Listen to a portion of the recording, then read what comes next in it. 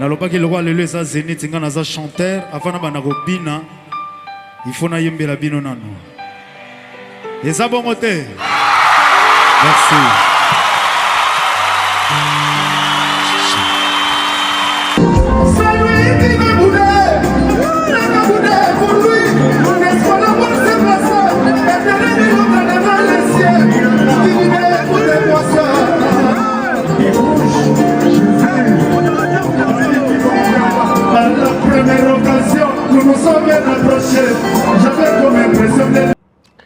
Another one. Bienvenue à la chaîne Nabino Melo TV. Melo TV est la chaîne Nabino Oyo. Et tu la Nabino ba vidéo nous faisons ça la buzz dans internet. En tout cas, mes chers amis, buzz est allé toyer poto solo la yango. Ce que vous allez avoir pour la première fois, s'il te plaît, abonne-toi, partage, like. Maintenant, si la vidéo que neka boyete, tika la biso quand même moi commentaire, yebisa biso comment tu as trouvé la vidéo. En tout cas, eza esengo makasi ya omo na bino ndenge bo commentaire wana ndenge bo solo la wana na ko commentaire et puis ça biso toujours moi bravoure moi continuons toujours. En tout cas, Nabino Nyonso Bolanda Abiso. En tout cas, merci beaucoup na Yasmine Mbossi, Maman Fatouma, Esther, Debo, Michel, Michokoto. En tout cas, donc les gars, nous sommes ensemble. Merci beaucoup. Que Dieu vous bénisse. Bino Nyonso Bolanda Abiso, Monsieur Gunther. En tout cas, Pire Vienne à l'Héliofort. En tout cas, Nabatu Nyonso Oyo Bazali Awa. Donc, Boye Barak, Biso Awa. Toza émission esalemaka na Johannesburg. En tout cas toza na Johannesburg nana parlé bimaki mwa muke kopo mwa ombo na zongi. En tout cas na bino par rapport à makelele nyonso salema na ba réseaux sociaux. Je pense qu'il est très important to ba qui s'appelle un petit plus to solo là quand même. To éclaircir par rapport à la distraction les belé na ba réseaux sociaux. Na minute tout autour ya héritier Watanabe. En tout cas to là pour ça ko lobelango mingi pour ba to ba comprendre vraiment qu'est-ce qui se passe. Mes chers amis, sur les réseaux sociaux, on a vu Mwasi Oyo. Comme on a ezali Graciana Mpoyi. Graciana Mpoyi a salaka ba vidéo na ye fait rigola, soutenir fait rigola, soutenir de la bonne musique parce que des fois elle soutient même Kofi Olomide na ba rebatunyo so bazo tia ba date na poto. Graciana azali victime ya ba vidéo moko boyo ozo sala buzz na ba réseaux sociaux. Vous allez partager partout hein, par ma page Oyo. Il y a des fanatiques qui bengi ba spiritas. Alors, les spiritas ont accusé Graciana Mpoyi. Il y a Fingara Wata dans la vidéo. Alors, ça qui par tous les moyens, bazo ba vidéo naie ba publier. Alors, tu as raison ba pesi. Raison ba pesi ba lobi banda ki kozela concert eleka. Pour banda sikoyo ko s'attaquer na moko oyo a critiquer Wata ou bien à salaki so ndenge nini na habité so et comme sikoyo moi kuluna ou bien moi lo moko intimidation ou bien ndenge nini parce que récemment awa to monaki kaka même ba page wana ba spiritas babanda ki ko publier chef tel ya ba danseuse ya fait rigola soit disant qu'elle était aussi motakalisée tout ça juste tant que tu as une enquête, tu se rendre compte que moi, si on a publié une photo ou bien une vidéo, soit disant que chef tel, il y a danseuse qui a fait rigola, et qui chef tel ou anate, et qui y était, et qui moi, c'est une sud-africaine, ou azali mutu, il y a un film XX. Alors, on se pose la question, spiritas, ndenge bino bozo kende bongo, bokanisi, fan, il y a artiste mususu, ou bien gaulois. Oyo pe bazala choqué par rapport à batona bango bozo publier bozo fake news bozo fake ba photo ya lukuta bozo la montage sur bango bakosala ndenge nini bakozongisa lisusu ba vidéo oyo ya artiste na bino oyo ezalaka pe boy et kozala bien te tozo kende na ndenge mabe. Moi je pense que s'il y a une façon où il y a un conseil qu'on peut vous prodiguer eza ko se ressaisir botika polémique oyo ya musique et kendaka na ndenge moko boye tosi toyebi ben bino vous savez bon la qui sa maturité bon la qui sa quand même système niveau moko boye ya compréhension makambo ekoleka ba makambo ba mpiaka ba nini ekoleka mais bino kende na ndenge bo kende te parce que awa ba victime mususu na makambo bako bima namoni ba cité ndeko na biso new analyse ke yende a publier new analyse photo na ya original yango oyo bino mo boye ba tchaka ilongi mo boye ben en tout cas ba tchakin ba cité new analyse ke yende a publier mwasi oyo Graciana Mpoi. Mgola, nana question tout na. Tika ro ça sana, tika ro ça sambo dinaye. Il y aura Belvedere. Oza zoba yo, oza zoba. Bien, bien, bien. Omoni yo ngota mulagana, ngota mulagana ko, ngota mulagana. Sona monyo, no matelo na mukongo, na otikote. Oza zoba ama eleki. Ah, mais la photo n'est mimi. Nous analyse, tu suis photo na auto luka, tu suis photo na yo. Imbécile nama, le que to munke le rola imbwa. Zoba zoba. Wa ma ele to za zoba yo. Oza ki zengi. Bazo kosa yo pa bata wata, ba o peso ba mongo, o détruire relation na yo. Yo ka si biso to côté la yo. To luka photo no to jango. Zoba zoba mongo. Zoba zoba. Mais nous analyse ça le vidéo à boy habite ngaite naza sima makambo wana. On se pose la question qui est derrière tout ça. Pona kolinga ko bebisa mwasi oyo réputation azali na mobali mwasi na wazo azamtakala na ba Facebook ata soki beza montage mais vu que ba tchaka elongi na ye et osala bien te azaka mina ba bokilo ozo tazana ba belle sœur ba beau frère tikoyo tokosuk pona ye image na ye kaka makambo eza polémique moko boye ya en tout cas bocha na se boye baka ke no makambo et que ndaka genre moko boye et kosuka nango kana kosala bien toza biso ba congolais to bomana te eza nango ba musique en tout cas donc na moni vidéo oyo na moni ba photo na bité c'est une fille bien en tout cas donc makambo bo kende bongo ezali bien te en tout cas na ba spiritas nyonso oyo bazokana ko publier bato mosusu oyo bazana ba réseaux sociaux bato mosusu oyo bazana ba YouTube en tout cas boza maîtrisez-vous les gars ezakaka polémique ya musique bozo zwango personnel bozo zwango vena na motema on dirait babomi héritier nano héritier te nano babomi héritier te donc boza la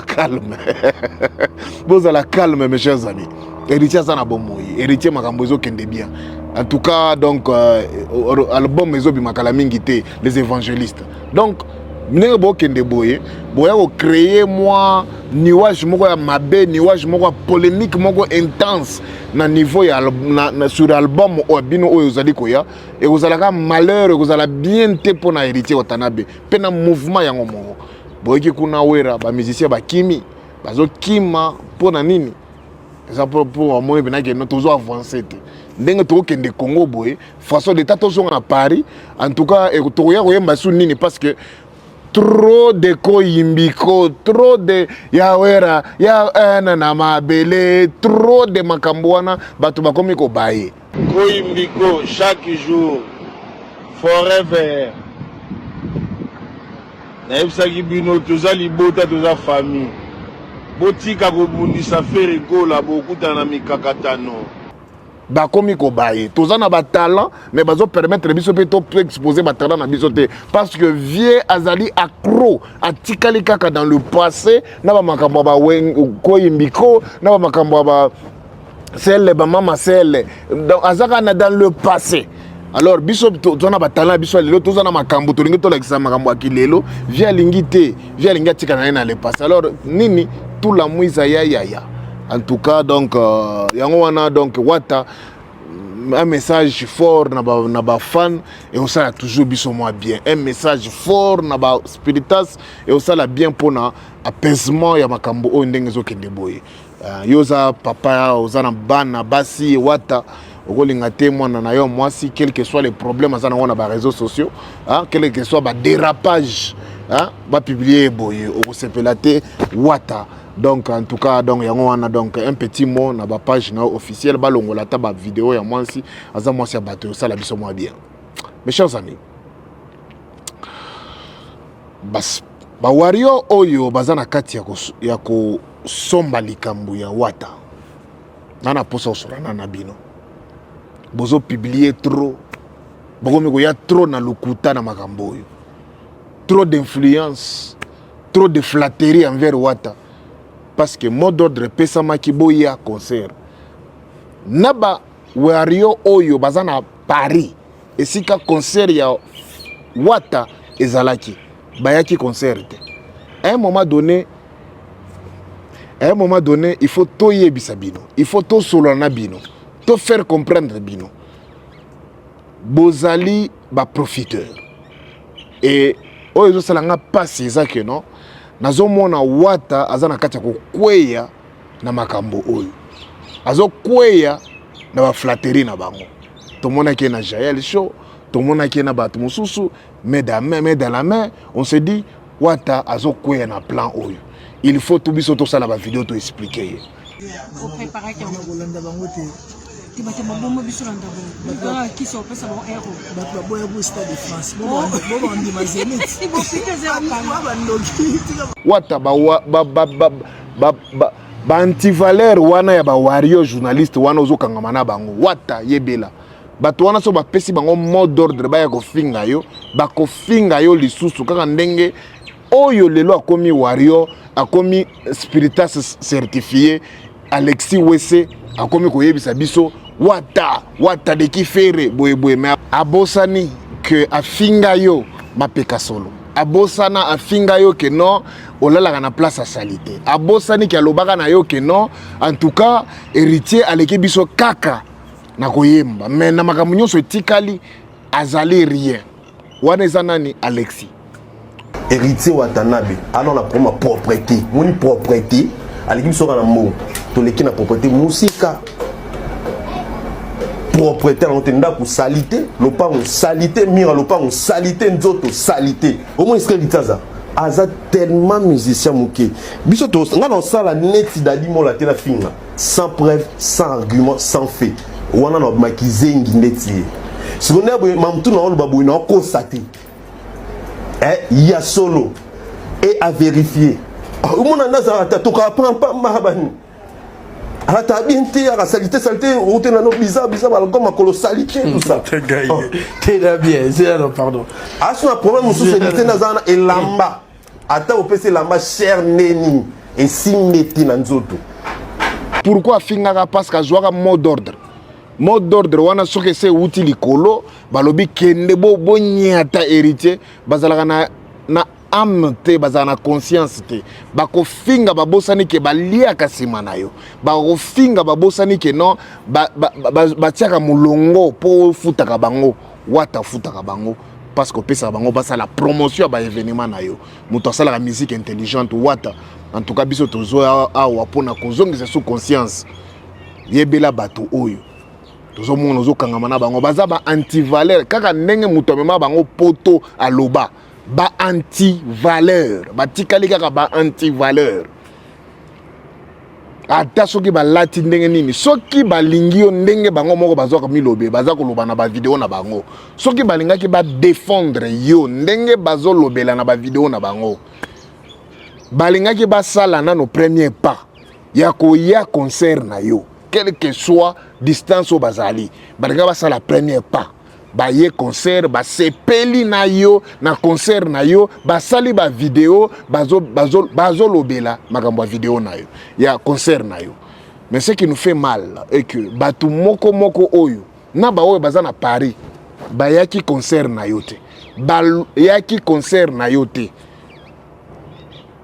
aucun warrior certifié azalaki wana c'est-à-dire warrior et anti-valeur bamema na poto azalaki wana tomoni ete jusque là toujours na kati ya koluka ba vidéo ya Alexis na Zenith jusque là toujours na kati ya koluka ba vidéo ya Alexis Wesse na kati ya Zenith ezate jusque là toujours na kati ya koluka batu nyonso oyo balobaki bakozala na concert ya Zenith à part peut-être Jaël Show oyo bazana ba vidéo peut-être azalaki pe wana mais ebele bayaki te na ba oyo bazaki na même ville na yo wata jour à concert bayaki te alors pourquoi lelo oyo bazana na kati ya envahir réseaux sociaux soi-disant wata aleki fere wata abeti concert fere gola abetana nous Zenith te ye akolobela te alors on se pose la question fere gola abeta déjà Zenith ou pas nalobaki lokwa lelo eza Zenith nga naza chanteur avant na bana kobina il faut na yembela bino nano eza bongo te merci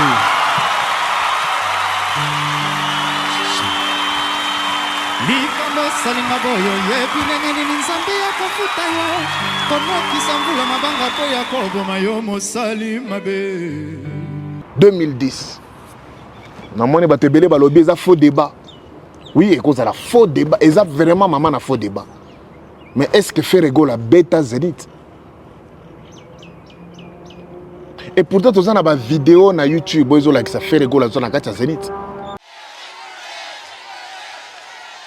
Paris, vous êtes chaud ce soir? Vous êtes prêts pour voir Ferrer? Alors je pense qu'on va décompter maintenant, n'est-ce pas? Allez, on commence de 5. 5, 4, 3, 2, 1, 0. Et voici Jésus des nuances. Chantal Nicolas. Bonsoir, bonsoir, bonsoir, bonsoir. Ici à Paris. Bonsoir, bonsoir.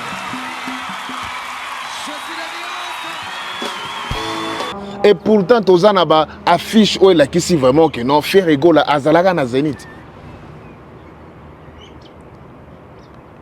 Ce qui vidéo oyo ça la succès oyo bazo sala kisa ba affiche mi balé le même jour. Il y a concert, il y a Ferregola les 15. C'est ça les 15 mai hein? Les 15 mai ou les 15 mars. Les 15 mai ou les 15 mars. Nde oyo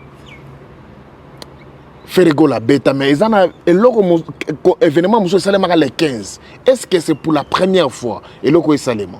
Surtout zongi moi muké na concert ya Olympia ya Félix Oazé quoi. On nous dit quoi? On nous dit que Félix Oazé quoi à sala rappé na même jour ezaki na événement na Tongo na Butu événement ya Oazé quoi. Biso ba Congolais to mesana ki na ba concert na biso banda ba 23h et sili ba 4h du matin.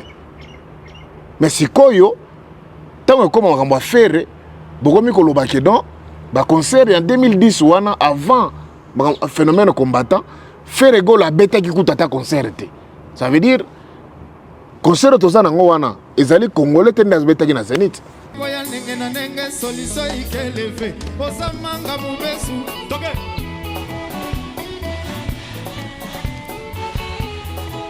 Ataba itiote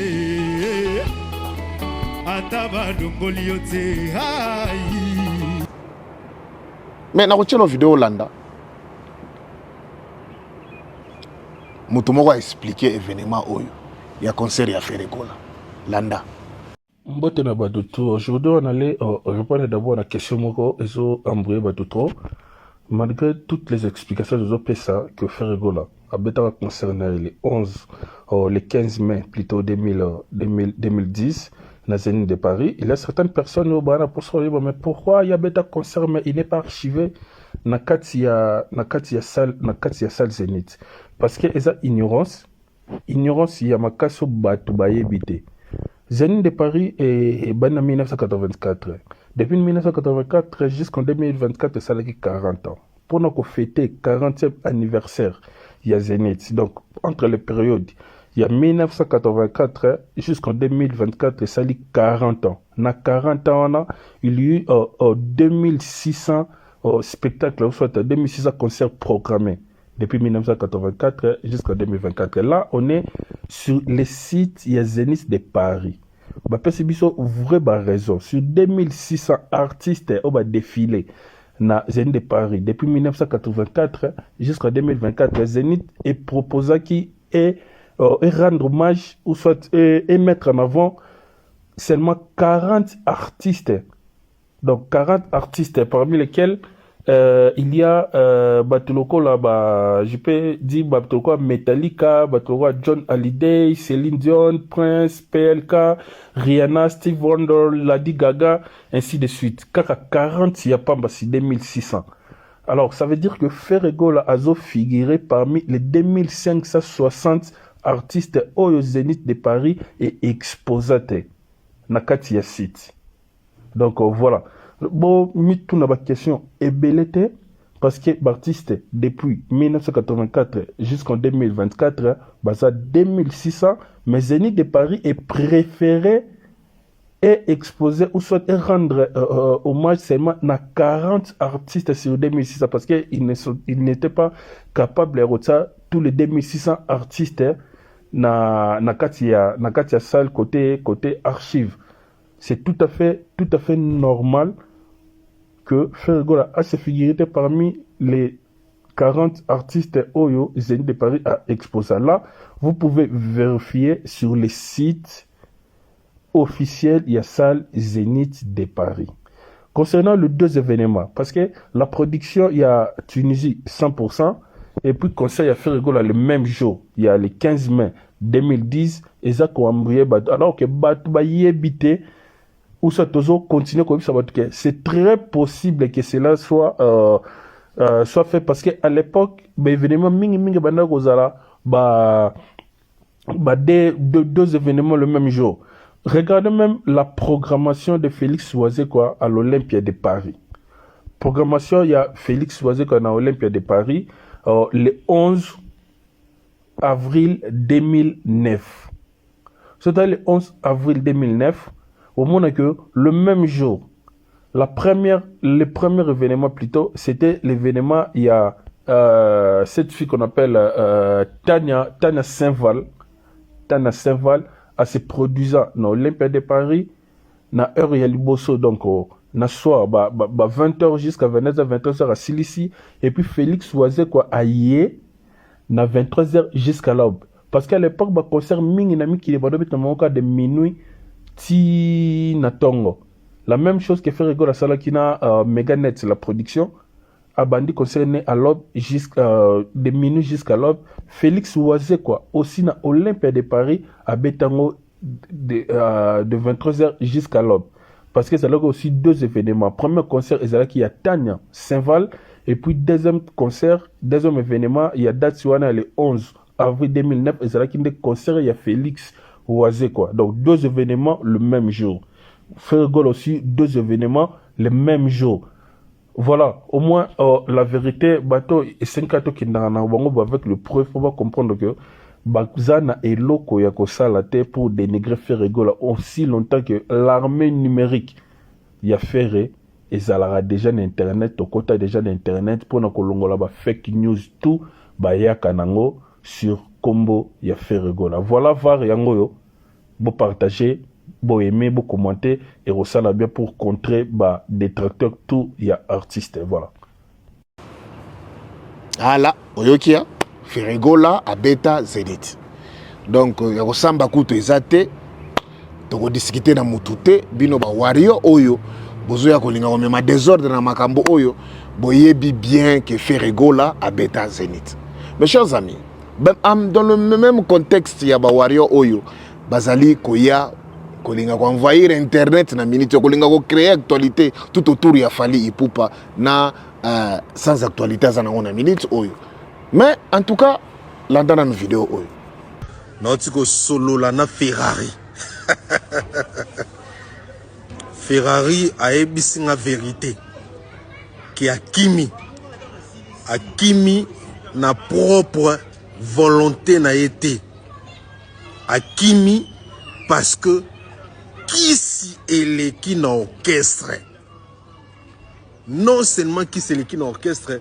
Liboko makasi ya président Kabakate Maduro alingi kokabate alobi lisusu makambo eleka jour wana na podium les 4 abia koloba on a ba émission zoya mais ça l'est tellement somme akoki otika son orchestre la te azo préserver vie na ye aboyi akenda ndenge ndeko na biso akendaka nde alobi alongwe na ye loko apaye poto loko ape potongo pasi loko ape poto orchestre ngozaka mwa pasi a préféré atikala na pesi bino information tant que mopandi sango sans rancune sans problème na ye ko informer bino juste tant que loko la mopandi sango oyo Ferrari alobi atikali na ye parce que eloko malongo ezate ba vivra kana matolo salaire ni ba musicien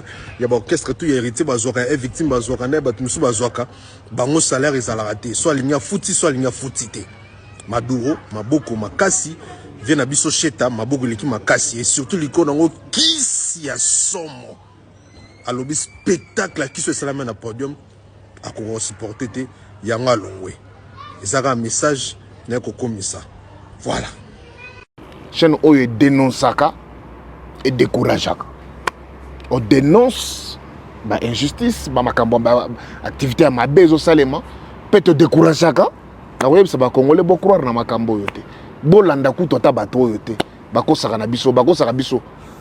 En tout cas donc mes chers amis, na vidéo wana Ocholanda, il paraît que moi na mobile oyo Alexis a solo la ki na Ferrari.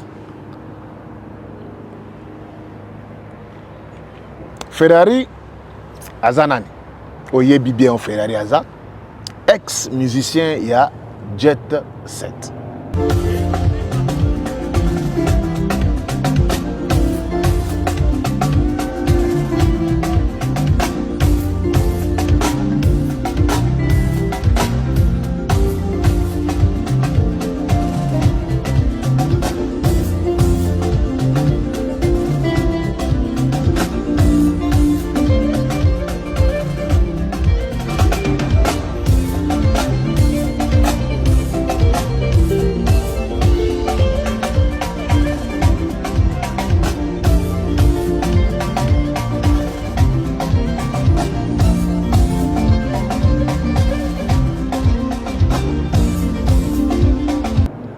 Ex-musicien ya Ferregola oyo atikalaki na poto babanda ba mouvement na bango bazali bien bazo vivre bien sans problème.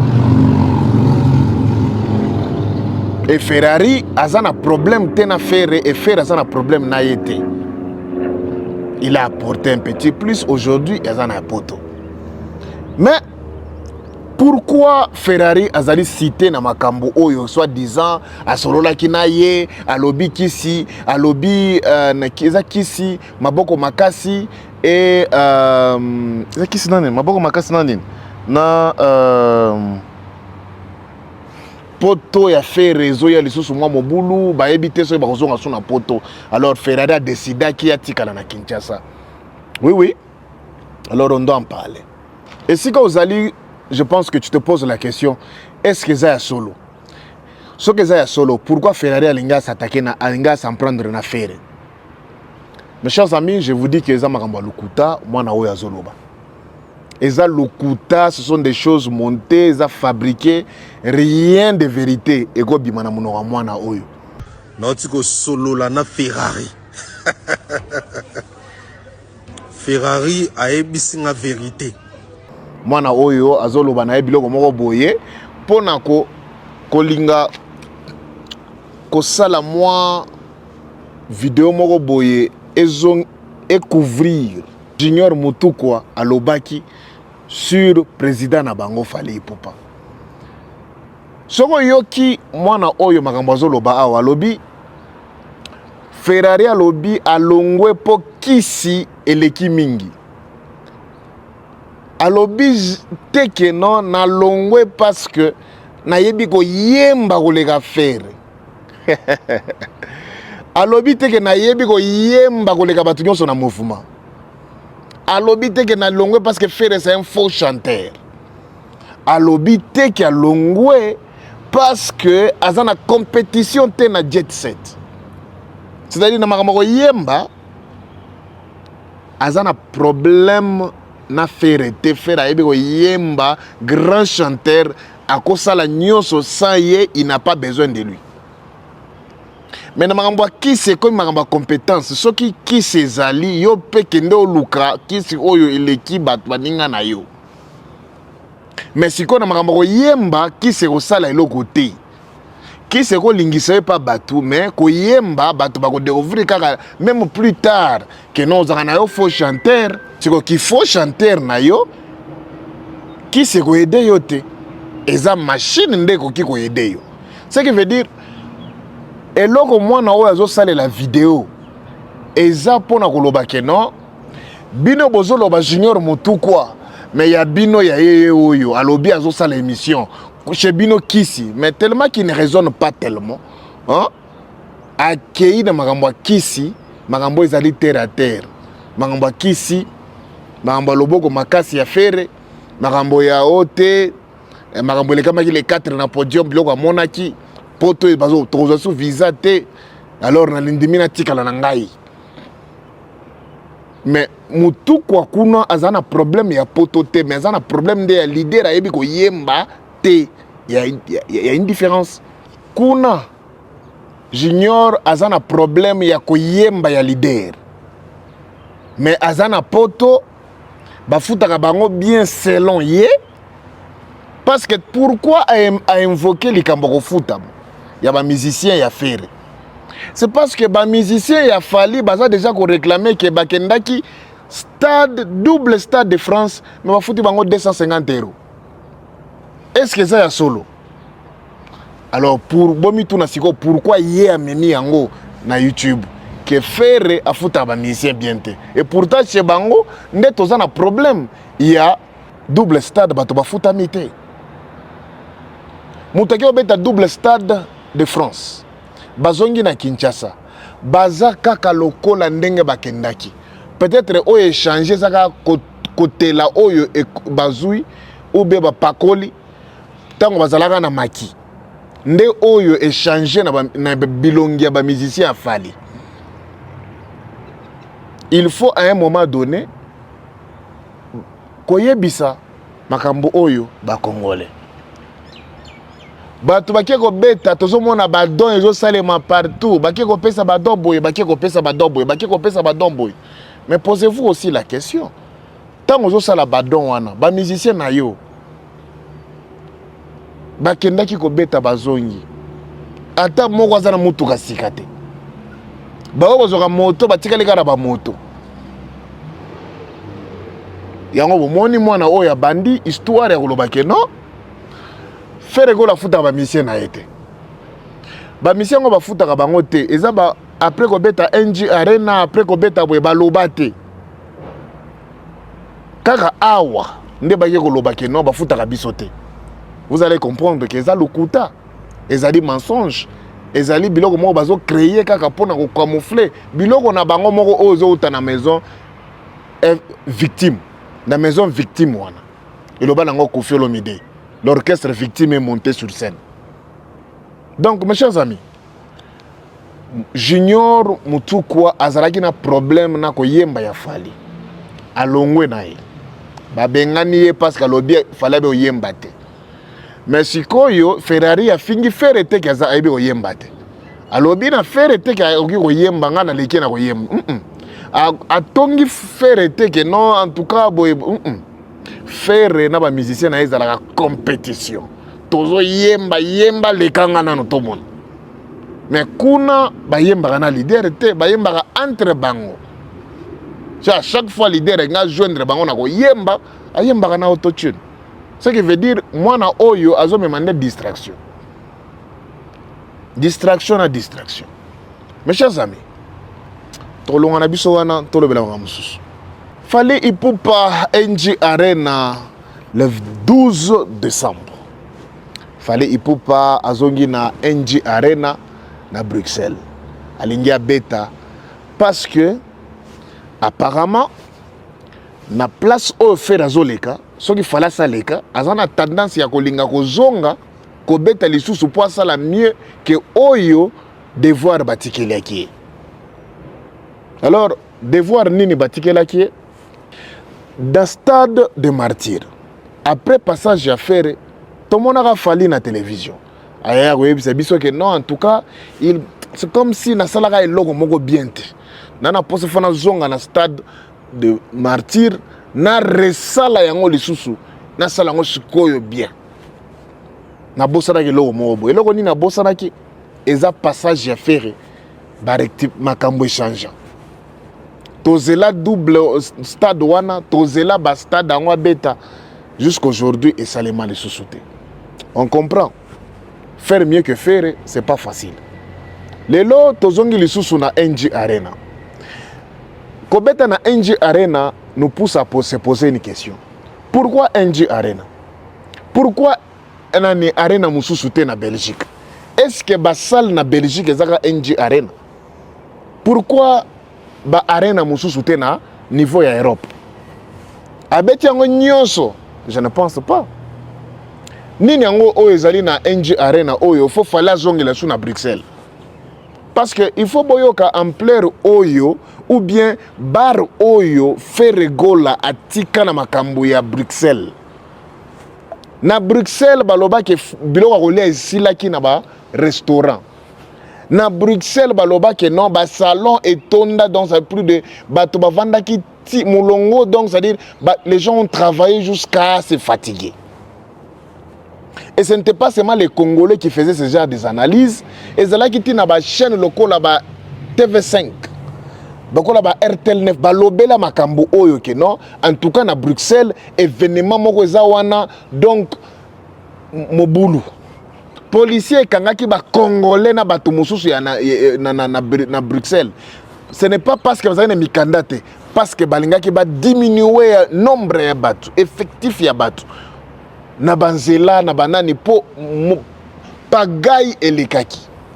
Et pour confirmer ça, après Stade de France, il fallait ça que Michel Lobby, au moment où Paris est tondaki, ba salon, ba beauté, ba bilamba, ba boutique, manini, bo sepela ki hein, bon moni ndenge na kotisa ki mbongo, te. Alors ba ki yango pona koloba bongo pamba te parce que à monaki makambo oyo faire salaki na Bruxelles.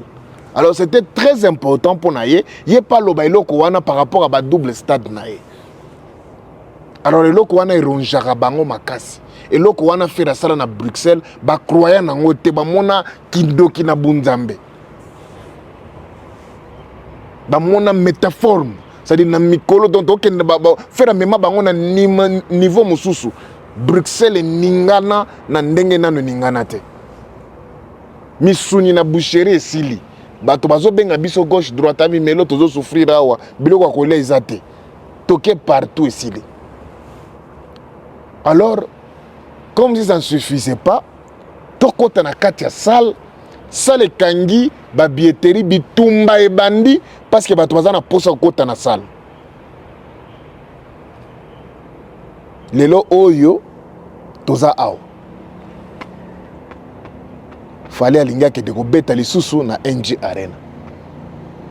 Parce que toza déjà na vidéo oyo par rapport à la configuration na bango nyoso mibale, fallait moko milobela ke ya beta liboso soki ya 9000 ou 12000. Mais pourtant faire azwa ki configuration 15000. Presque sold out. So bakanga billet nga sala sold out. Alors il faut rectifier le koyo. Comme si ça ne se suffisait pas aussi. Ferregola qui dit à ses fans, Nazana posa bo soutenir Koffi Olomide na NG Arena. Bagolo balobi papa Hervé Toyoki.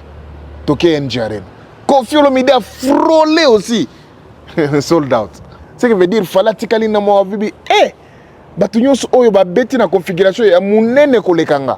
Batu nyonso basali na basali ba beti ba tondisi ba memi mouvement kolekanga. Qu'est-ce qu'il faut faire? Il faut na zonga pe NG Arena. Et voilà. Fallait il faut pas en décembre à Rosala na NG Arena. Félicitations à toi Aigle. Toi yebi que non makambo koleka bien, concert ko betama. Il faut y betama, il faut y ala bien. Il faut please yemba. Yembande. Rappelez-vous, ils ont un concert oyo Manix Aloba makambo oyo. L'artiste fallait améliorer. C'est-à-dire que on a un artiste, soit qu'on réduire un tout petit peu le temps des spectacles et des danseurs qui nous consomment beaucoup de minutes. Pourtant, le public a plus besoin de savourer les belles chansons. Ah, ok, la voilà. Il faut se diminuer quand même mouké, kobina, yembande. Parce que Belgique, c'est une histoire ya ba Congolais. Ba yembaka, ba binaka. Yembanano. Tozi to mona yo bina na salle wana. Cette fois-ci tango zo ya na NG Arena, s'il te plaît. S'il te plaît. Yembande. Yembela ba Congolais. Bazana posa voix na yo. Bazana posa wa yo ka yo yemba. Tolembi ko bina. Mes chers amis, on se voit à la prochaine. Melo TV. Inos. B. God bless.